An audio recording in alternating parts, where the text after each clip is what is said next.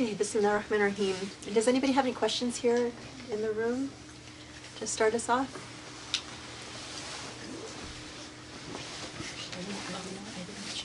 Go ahead. There. Okay. I'm just trying to see. Okay. Whoops. Sorry, I don't think I formulated this question very well quite yet, but I'll do my best. So, you know, going to Islamic school, you also learn these verses of spend 1/3 of the night or whenever in worship, but you also learn the ones that are like, oh, like balance in everything, balance in the type of prayers that you do, like, you know, don't only spend your time in prayer. And then I guess my question is, how do you do the best job at applying this and not trying to create this relationship with Allah that's, I guess, I don't know if you can say this, but is there a way that your relationship with Allah can be forged? For example, like the vicar that you do, the prayers that you do, especially if you're kind of intending it to be just so you can be close with Allah, and that's all you have in your mindset. Is it possible that that is only, I guess, trying to forge something that needs more time, needs more patience? I guess it's kind of a more pragmatic in the sense of how do you go about like knowing these verses and then also knowing the ones don't spend all your time in prayer, and maybe being more new to this journey of prayer, you know, how do you find peace and tranquility and the patience in the process, basically? If that makes sense. I mean, the question is really about balance.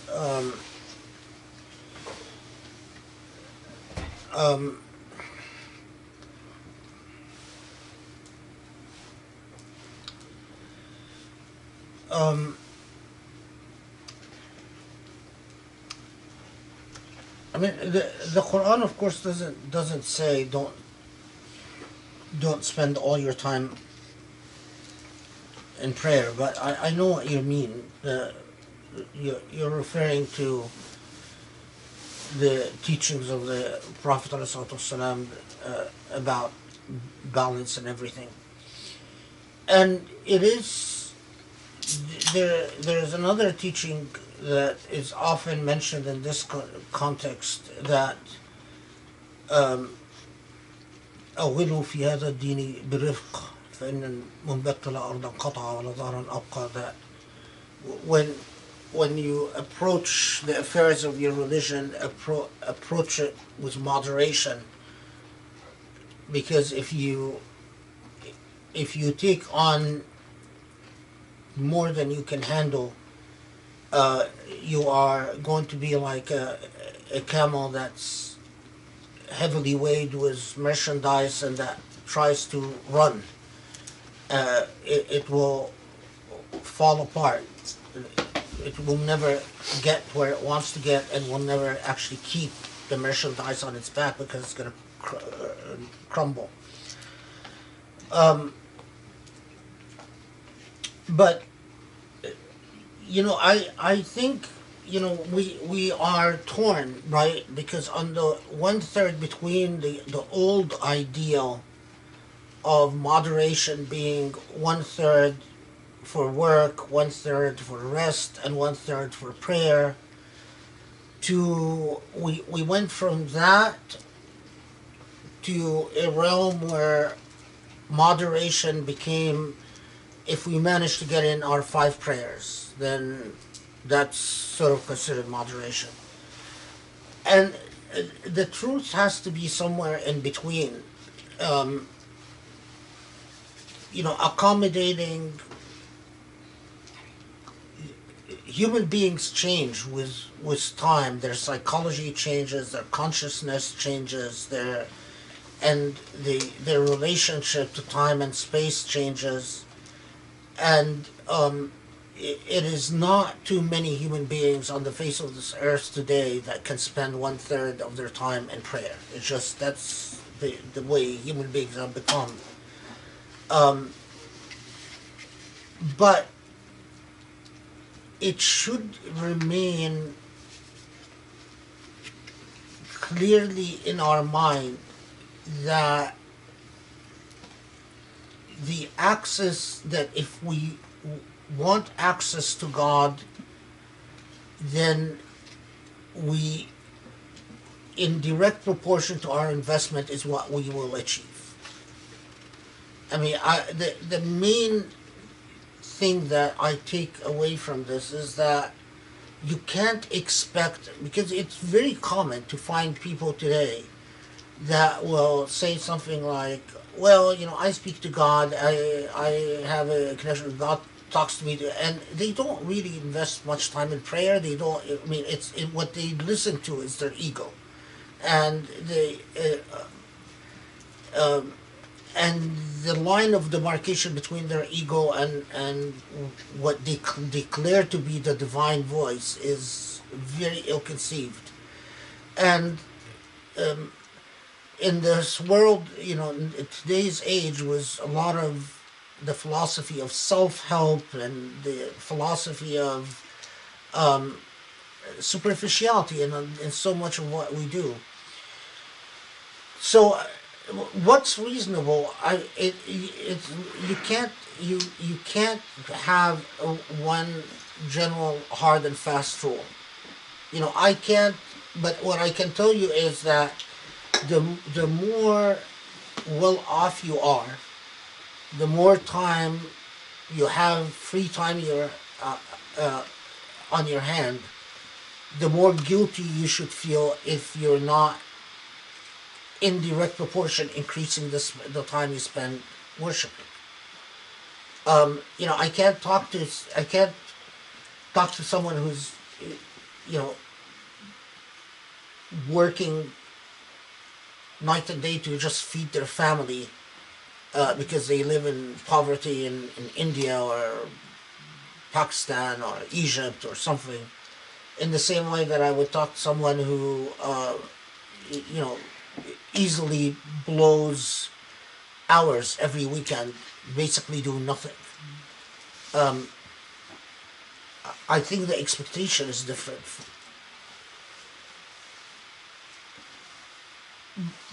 But the other firm thing is that just the investment of serious time in something other than our material existence, and if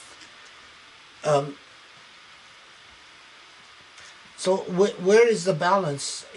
Can we create? No, I don't think you can create hard and fast rules. At a minimum are your 5 daily prayers, but beyond that, unless you're working individually with a sheikh that basically guides you individually and tells you what to do, then beyond that, it's your conscience that can guide you.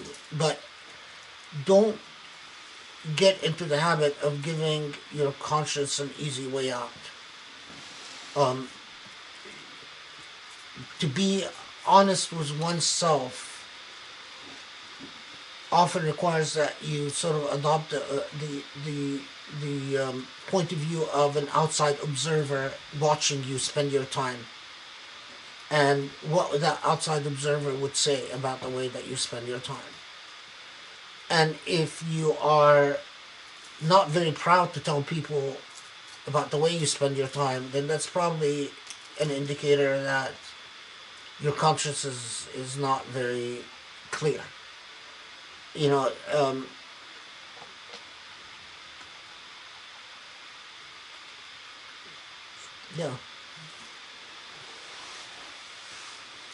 Any other questions here?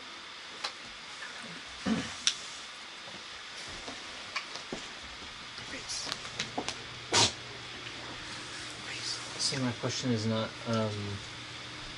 it's not specific to Al-Muzzammil, but just to, the program in general, because it's just something that keeps coming up in each surah, in the sense of, could you sort of elaborate on what your methodology is for interpreting verses of the Quran, in the sense of, when you take the literal versus metaphoric type of meaning, there's ta'weed, tafweed, and then you have, even like the Sufi types like Ibn Arabi and Mullah Sadra who say, well, they're, they're actually Zahiris in the sense, they have to take the Zahir of the Quran, but there's these underlying ma'ani. I think just give us, I'd be interested in knowing your thoughts on this. I think it's just going forward, for the program. No, Repeat the question. yeah, no. Rami's asking about the methodology for for interpreting the ayat. Uh, my methodology specifically. Um,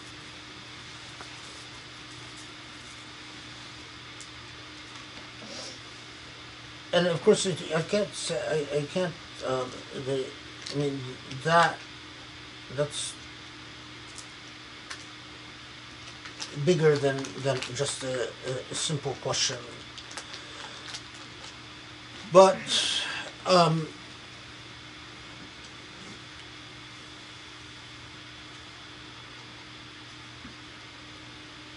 I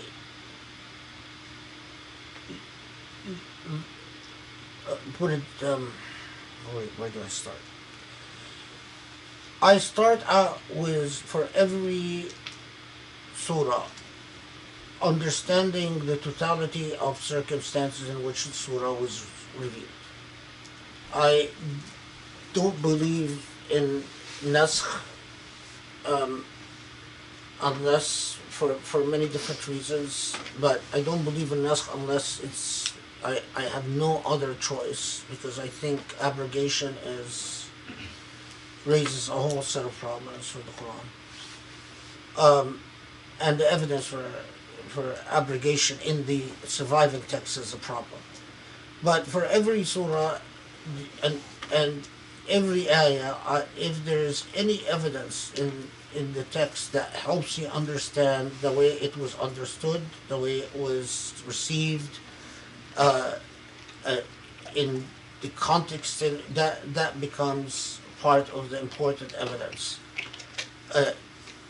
The idioms matter a great deal, because the evidence is that idioms were part of how the ayat were understood, and so the idioms require the study of the language as it was used.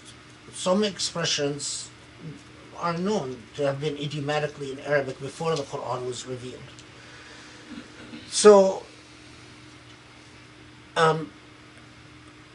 often I will study the usage in Arabic poetry, and that matters a great deal, how Arabs at the time used the various phrases and expressions of the Quran itself.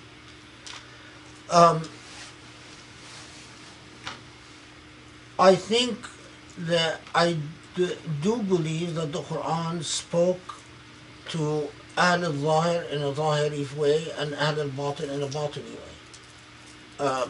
So I do believe that it was part of the brilliance of the Quran that when it spoke about punishment, for instance, and reward, that it spoke to levels of understanding according to what the audience was able to receive. I believe that it is within the structure of the Quran itself that the meaning in the language reflects the eternal wisdom of the author, so that looking for an original intent in the mind of the author is not a method, because you can't capture God within a specific moment, but that often the language will, the language when it is phrased in a certain way that it allows for moral progression, that the moral progression is intended. And very much a part of the structure of the text, that the historical moment is consulted so that it can inform us as to the moral trajectories of the Quran itself. But the historical moment does not foreclose the moral trajectory of the Quran. So I mean that, and a lot more can be said, because that's a very open-ended question. Yeah. Okay.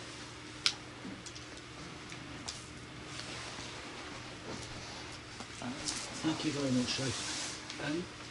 There's an image in my head of the connection between Muzammil and Mudaththir, and I kind of just want to articulate it. You know, they're both revealed shortly after each other. I kind of see Muzammil as laying out the methodology or the practical implementation of the task set down in Mudaththir. You know, Mudaththir, as we covered last week, was, you know, rise up, clean yourself, purify yourself, clean your heart. You've got to step up. You've got a big task ahead coming, Right. which is powerful, but it's quite general. Right. And then Right. Muzammil comes and says, "Oh, and this is how you're going to do it. Serious investment in time with God Right. and ibadah." And so I kind of just, I wonder if you've come across. Yeah, this. no, that's actually, that's a good point. That's why I initially intended to cover Muzammil and Mudaththir together, because I think they're complementary. The Mudaththir, yeah, it says basically get up and you have a very important task, but it's not until in Muzammil that you get a sense of how important this task is. And it is just it's remarkable that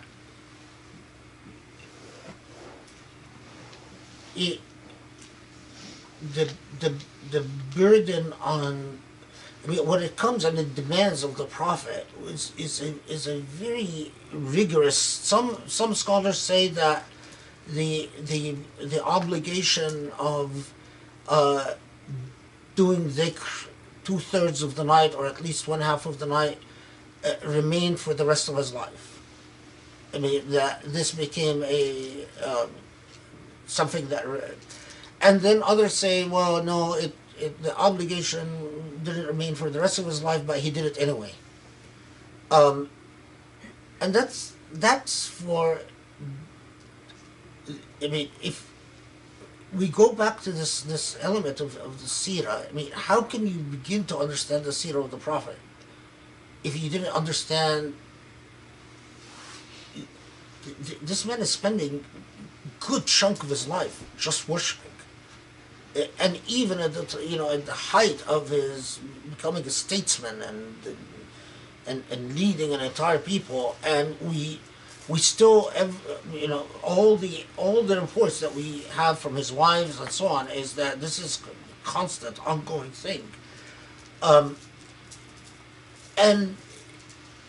and even the reports is late in the Medina period that he would spend time worshiping so much that they would tie ropes so that would help support him up as he's standing in prayer, because his legs would get so exhausted. I mean, and it is clear that the close group of companions remained very dhikr oriented throughout the entire Mecca and Medina period.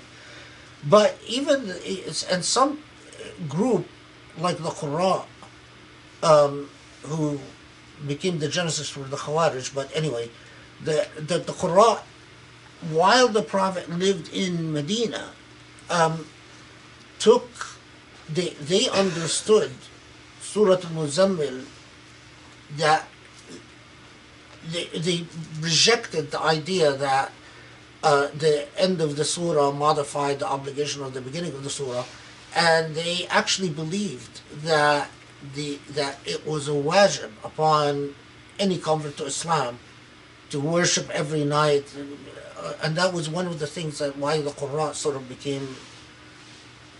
And they also understood tabattul, wajib al-tabattul, that you have an obligation to seclude from society, and I think that isolationism contributed to what what became of the Khawarij later on. So, but the point is that the strong ethic of dhikr, and it's not an accident that this duality between Mudaththir and Al-Muzzammil sparked this whole thing. That's very powerful in understanding the genesis of the Islamic message, and then what inspires you. I mean, even if jurisprudentially later, when it came to law, so many of the fuqaha said, well, the salawat al-khams replaced the obligation of dhikr fima khassa bil wujub, that as a matter of obligation. So dhikr became a nafila, but the wajib became the salah. But here is where law is at risk of snuffing out the ethics. Because if you understand the law as entire fulfillment of meaning, then you become like the way Muslims are today. They think that as long as you comply with the law, it's done. And they lose, the Quran is a book of nuance, and life is a book of nuance. While law is often not the instrument of nuance. And that's why law is often inadequate, and legalism is often inadequate. That's part of my methodology as well. If you're asking about methodology. But you're right. I mean, the relationship between Mudaththir and Al-Muzzammil is umbilical.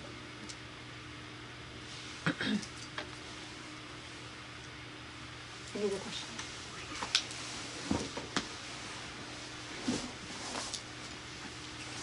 My question is two-part. The first part I'll ask, and the second part, I think maybe I'll give you opportunity to do it after we go offline in case you decide to answer or not answer. If you do answer, you can edit it in. The first part of the question is, I was trying to find the shifts. So about 3 of them you said. I was just trying to make sure that I got them. The earlier shift. Can I borrow the study Quran? I want to check something. Yeah, go ahead, go on. The earlier shift, I got the feeling that it was around verse 7 to 10 or 11. And the reason I'm asking about the shifts is because I've been studying to try to find how the shifts relate to the Fatiha. Yeah. Because I've been trying to break up the Fatiha into where I believe the pieces make the most sense. So, for example, verse 7, I get the feeling that it's, I labeled it as 7a, b, and c, one big chunk.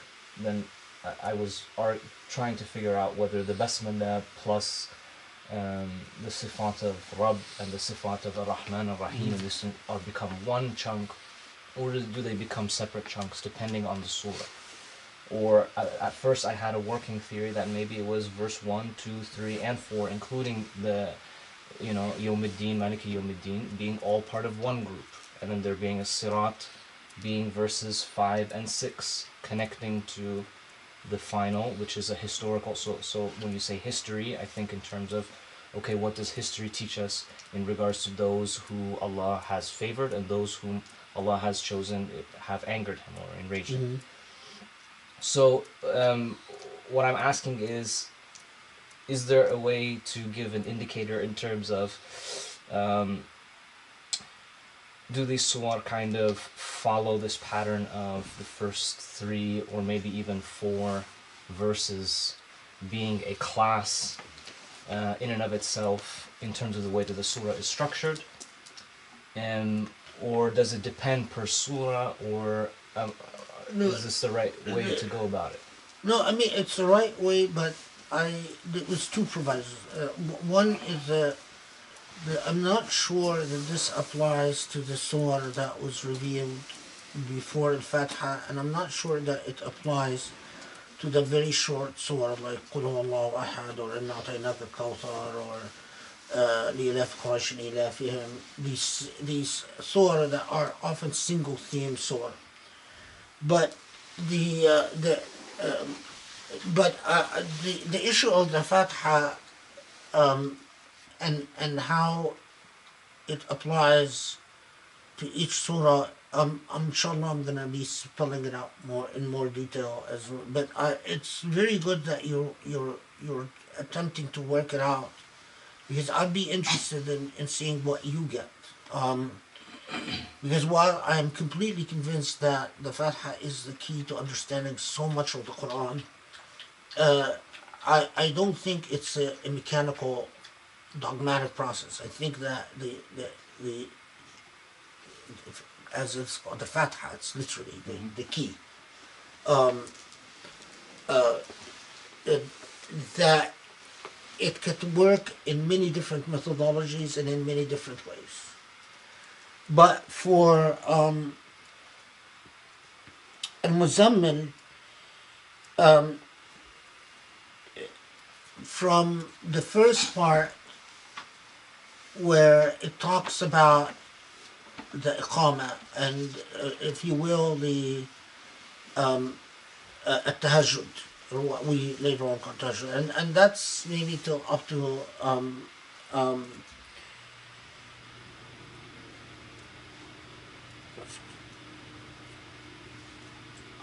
maybe ayah 9, 10.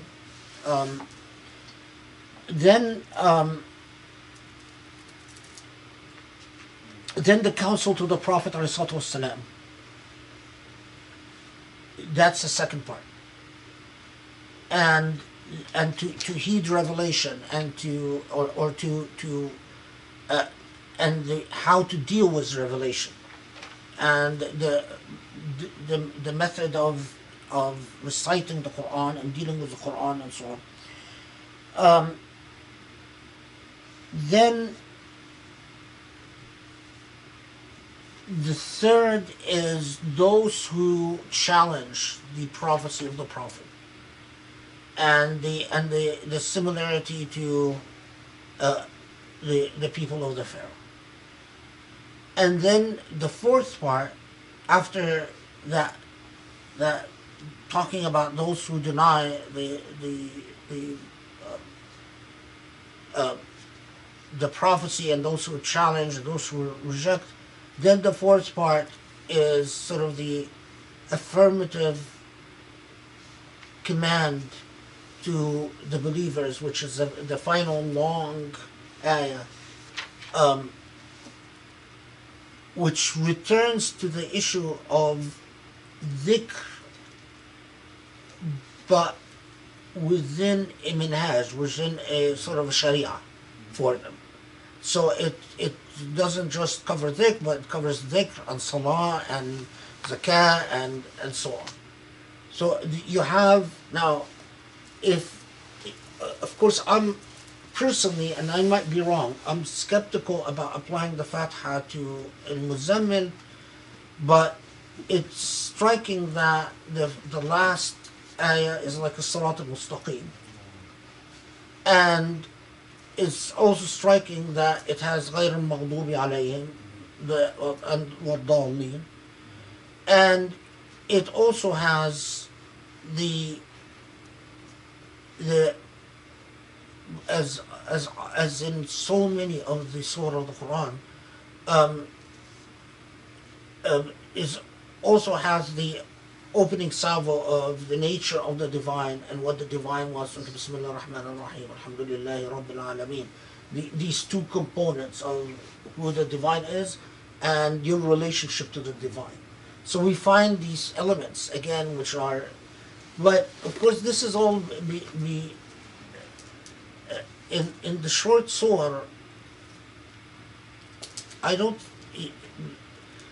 The way I feel is that because the short surah are not as challenging to unpack, we didn't need the key of the Fatiha to access them, which we often do when we start with later surah, to understand the coherence within the surah itself. But there are remnants of the meter. Yeah, exactly. Yeah. What was I checking? I forgot. What was I checking here? I think you were checking the segmentation. The segmentation. Okay. Yeah.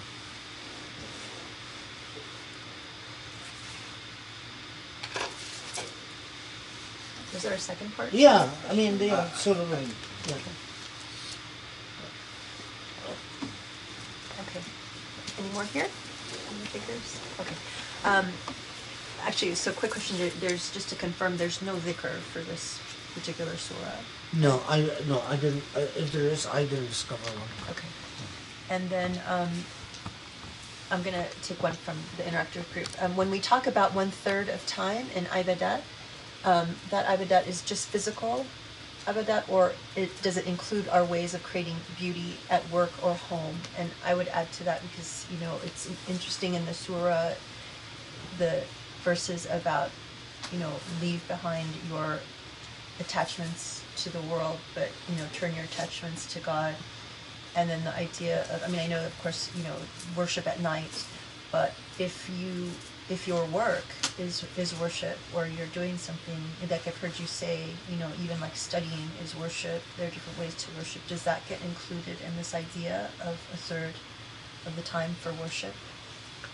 I put it this way, when later fuqaha, especially when they talked about things like talab al-ilm, they made ibadat, so much of ibadat contingent on intentionality. But you have to be, the challenge is that you have to be honest with yourself and sincere with yourself. Are you truly, when you are doing what you're doing, do you truly seek closeness to Allah? Or are you entertaining yourself or promoting yourself, or, because we often say, we're painting this painting or we're doing calligraphy let's say I'm doing calligraphy, right? And I could tell myself, I'm promoting, this is my form of ibadah, which sounds legitimate, but not if in reality, I'm just doing it because, or let's say I go around reciting the Quran publicly, which again could sound like a very legitimate form of ibadah, but not if I'm doing it just because I like the attention and I like I'm serving my ego. But you have to be that self-purifying point, that you have to be honest with yourself. And and this is exactly what they say, you have to know yourself, meaning that you have to be your own harshest critic. If there is a criticism that is going to be enunciated against you, it should be criticism that you've already confronted yourself with.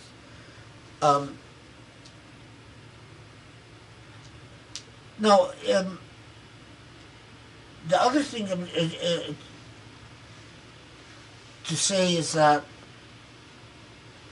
when people, when they spoke about 1/3, remember, this is not from the Prophet. This is not a hadith. This is not in the Quran, that 1/3, break. This was just what Muslim scholars visualized as a balanced existence. What they thought would be a balanced existence on the basis of their study of the entire corpus of of hadith and Quran and everything. Um, for some people, the state of their ego is that I would tell them, you really need to do nothing but zikr and uh, uh, other things are not good fillings.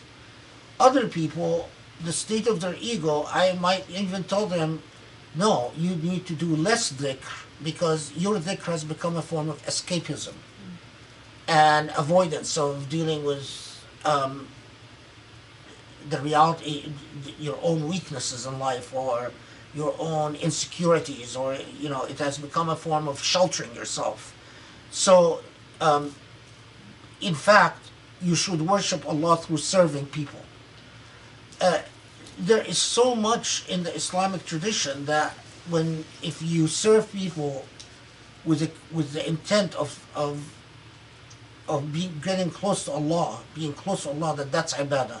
There's so much in the Islamic tradition that when you do good, like helping human beings with an intent that is pure, being close to Allah, that's ibadah. But again, you just have to be careful that it doesn't become I've seen so many people, they'll be basically pursuing their own selfish careers and goals. And when you talk to them, they'll say, oh, my work is ibadah. But in reality, it's not. In truth, it's obvious that it's not. It's just,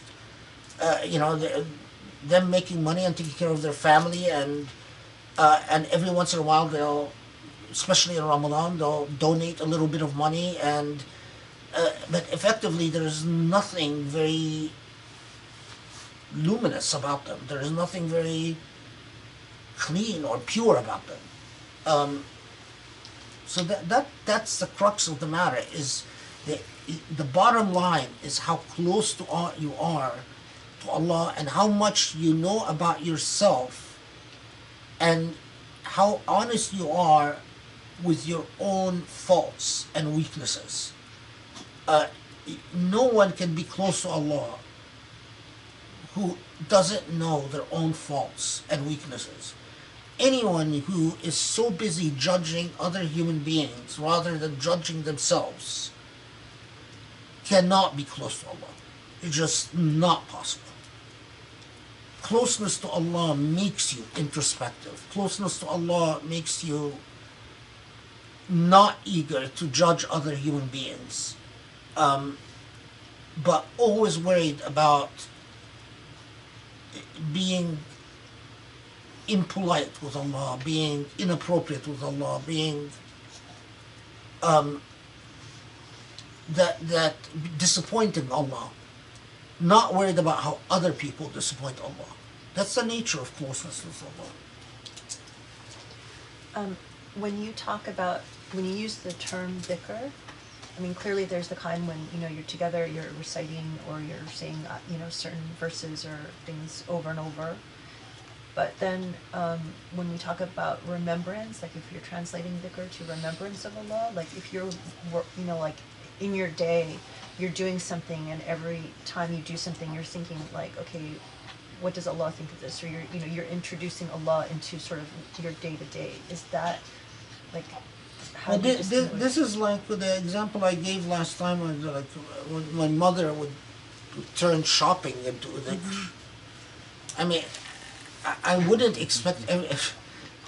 I mean, I have never been able to do that, but she did. I wouldn't be at all surprised if the way she just did her shopping, it was thoroughly an act of dhikr. I can't imagine that there are many people around in the world like that, who could do that. I knew people who, I know actually a woman who would often sew clothes for poor kids in our neighborhood. And I can tell you her sewing was dhikr. Because just the she would just she would just her aura would just light up when she would sit working on the clothes for these kids in the neighborhood. And she would be literally was every she did it by hand, and literally was like as she's sewing you could see that she was in a completely different state. So but again, sincerity and honesty. You can't fool Allah. You can't tell Allah my work is dhikr when it's really not. You just have to be very honest with yourself, even if you fool the entire world. You can't fool yourself and you can't fool Allah. Okay. Salam, if we didn't sleep after Aisha, can we still pray Qiyam al-Layl or Tahajjud? Or are these prayers only done after waking up from sleep? And how many rak'ah do these prayers consist of? Thank you. Tahajjud is there are no limits. The most schools, what they say is that a minimum for Qiyam al-Layl, you can pray, if you pray Isha and you pray the Sunnah, which is 2 rak'ahs, and then if you pray 2 Shaf' and 1 Witr, then you've done the minimum for Qiyam al-Layl. The minority view is that you need to sleep and then wake up to do Qiyam. The majority view is that you don't need to sleep and then wake up to do Qiyam. And as long as you do the minimum, then you've engaged in Qiyam. My view is that you can do Shafa and Witr can be as many rak'ahs as you want. Obviously, the more you do, the better. As you know, but of course, remember that the Prophet ﷺ said, a little that you can stick with is better than a lot that you can't persevere in doing. So, a lot of people, especially when they're very young or they're at the beginning of the path, they start out and they're all energetic and they do a lot. And then they get tired and they stop doing anything. No, it's much better to do something measured and increase if you're able to as you go on. So maybe at the beginning, just pray Isha, pray 2 Shafa and 1 Witr. That's all.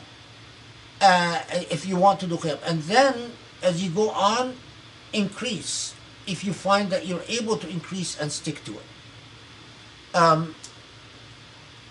That is a much better way of doing things than starting all energetic and then burning out.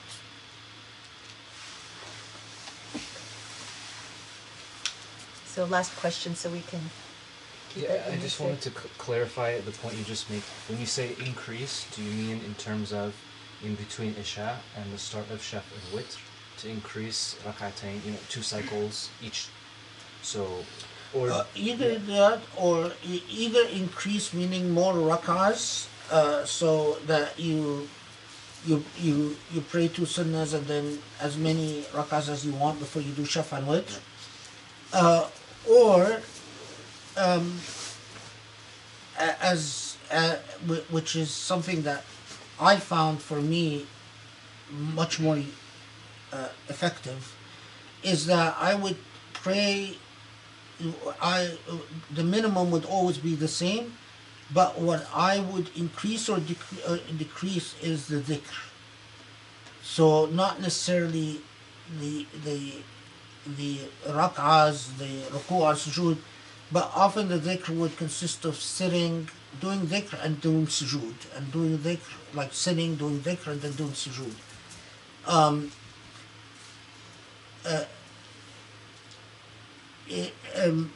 I found the the formulaic structure of just two rakas didn't help my concentration. Actually hurt it.